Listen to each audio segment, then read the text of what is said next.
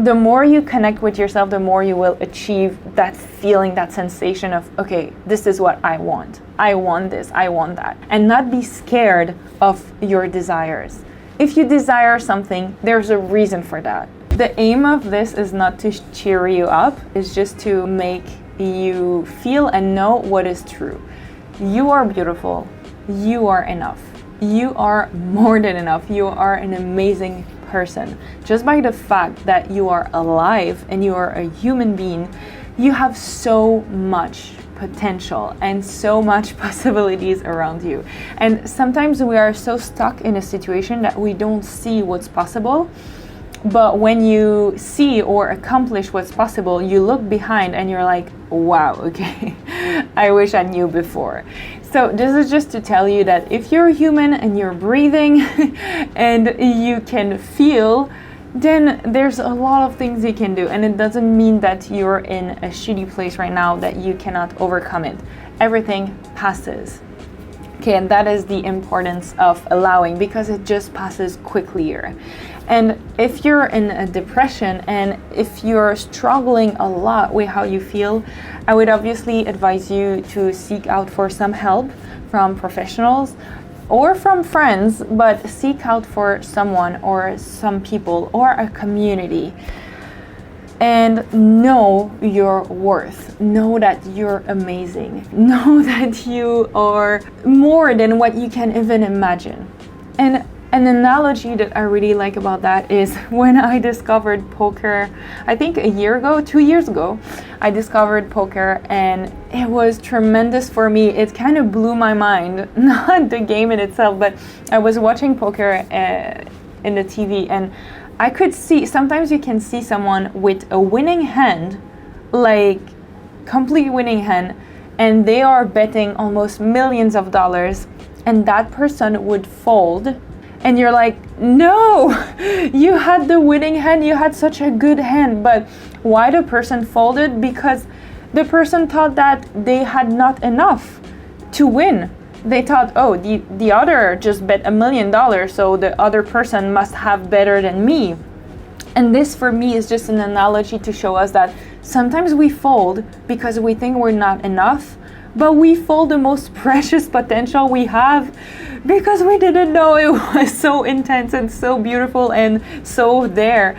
And don't fold before the game ends. Keep your hand, because you never know. You could win, and you could win millions of dollars with the potential you have.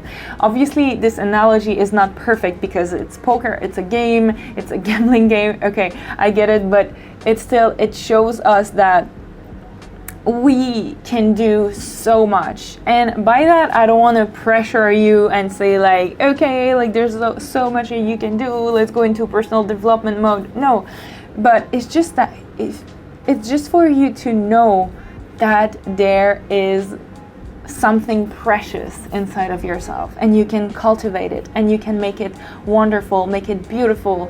And man, isn't it the aim of being a human, just to create a better world and create magic, live magic? It is possible. It is possible. And whatever you feel, whatever your dreams are, they are possible to be achieved. That is something I really, really believe. For a long time, I asked questions to myself of like, what do I really want to do in life? What do I really want to be? And I think the ultimate answer is just to follow whatever you feel like. And there might be a lot of fear, and there might be even a lot of fear that are unfelt or that are preventing you from even understanding that you are scared about that. Like, it can go really deep, but the more you connect with yourself, the more you will achieve that feeling, that sensation of, okay, this is what I want. I want this, I want that. This is what I want. And not be scared of your desires. If you desire something, there's a reason for that. You would not desire being a doctor, for example, if you don't actually want to become a doctor. You have desires because they are there for a reason. So follow your heart, follow your dreams, follow your desires, and act wisely. Because we always have a choice. there is always choice. The only thing that is not a choice and that is not negotiable is that you need to make choices in life. Even if you don't make a choice, that is a choice in itself. So think about the choices you want to make for yourself. Don't put too much pressure on yourself. It's fine, you'll get there eventually.